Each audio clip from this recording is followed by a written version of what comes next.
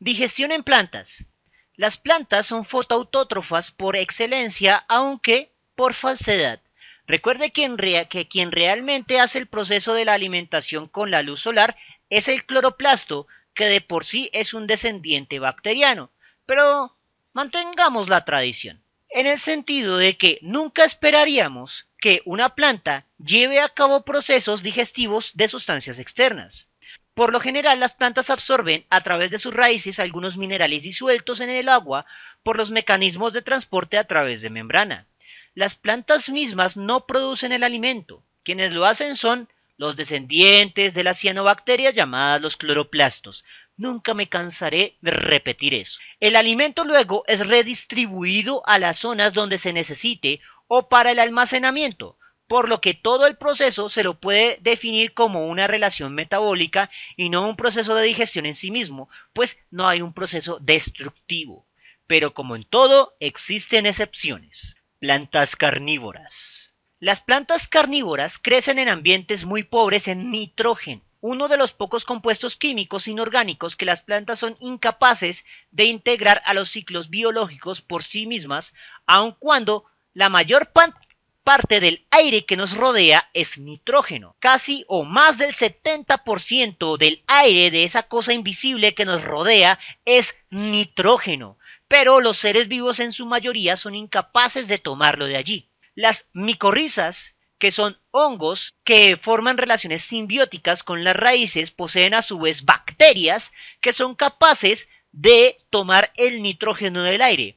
El hongo sirve como un intermediario para el nitrógeno que se ha tomado y lo transmite a la planta, mientras que la planta va a transmitir al hongo y este a la bacteria azúcares para que puedan crecer y sobrevivir. Sin embargo, si una planta está en un ambiente que uno no tiene nitrógeno en la tierra y dos, no hay hongos que puedan formar micorrizas, básicamente va a estar en una situación muy complicada y allí es donde entra el truco de cazar insectos. Algunas plantas como Drosera capensis cazan por medio de tricomas.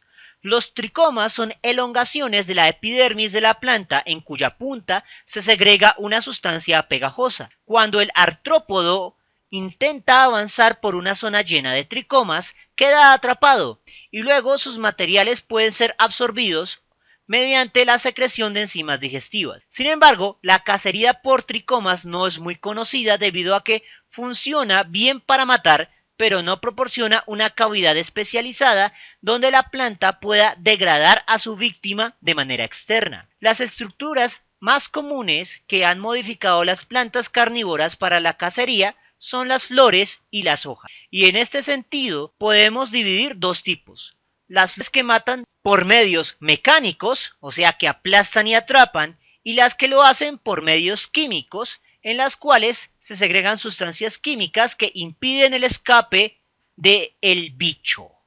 La Venus atrapamoscas Dionea muscipulae es el arquetipo de la planta por un medio mecánico. La hoja está dividida en dos secciones y es accionada por un pequeño gatillo. Una vez cerrada la hoja, esta forma un ambiente cerrado o estómago donde el insecto será digerido durante aproximadamente 2 semanas por medio de las enzimas digestivas. Por lo anterior podemos clasificar a esta planta como carnívora por medio de digestión externa. Por otra parte, las plantas que utilizan sus flores para matar por medios químicos las podemos clasificar en su mayoría como flores resbaladizas. Flores como las de Helianthora chimantensis son típicas de este mecanismo de caza.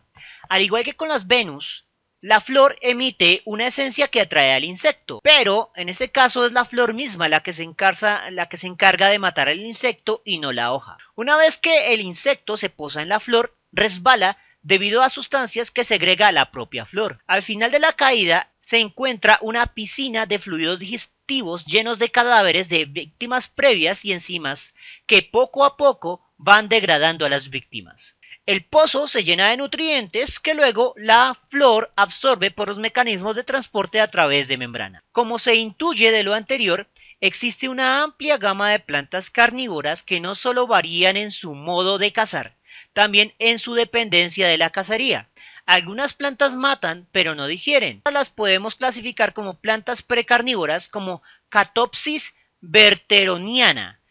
Para que una planta pueda ser clasificada como carnívora, no solo debe ser capaz de matar, también debe producir enzimas digestivas que degradan a su presa y además debe ser capaz de absorber los nutrientes por alguno de los mecanismos de transporte a través de membrana en alguna de las estructuras vegetales altamente modificadas.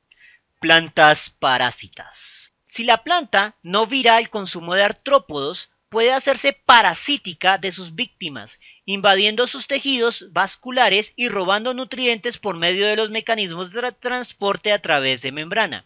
El proceso completo requiere de un complejo aparato hormonal que le indica a la planta parasítica dónde buscar y a quién infectar. Enzimas digestivas para penetrar la superficie vegetal de su víctima, que normalmente es otra planta, y luego los mecanismos de transporte para absorber los nutrientes.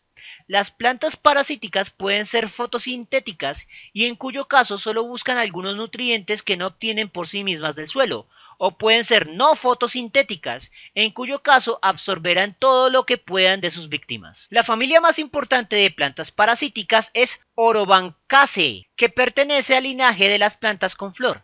Aunque el comportamiento parasítico ha evolucionado al menos 13 veces de forma independiente en el curso de la evolución de las angiospermas, lo que lo convierte en un caso clásico de evolución convergente. Orobanchaceae posee las especies económicamente más destructivas. Por ejemplo, el género Striga puede llegar a costar miles de millones de dólares en pérdidas de biomasa de cultivos al año, infestando hasta 50 millones de hectáreas de terreno de cultivo solo en el África subsahariana.